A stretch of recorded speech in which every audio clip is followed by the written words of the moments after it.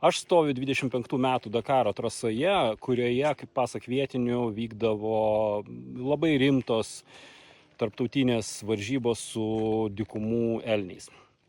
Ir man pavyko rasti to įrodymą vieno eismo įvykio vietą, kurią aš jums tuoj parodysiu. Štai po kažkokio incidento lykęs tik tai dykumų elnio rėmas. Dykumų elnio rėmas, štai parodysiu. Čia greičiausiai įvyko kaktomuša, aš taip suprantu. Štai yra priekis dykumų elnio. Ir panašu, kad jo į galinius ratus, mes matom galinius ratus, purvasargis kaip tik įsuko kažkokią tai virvę ar trosą ir jisai turbūt vertėsi per priekį.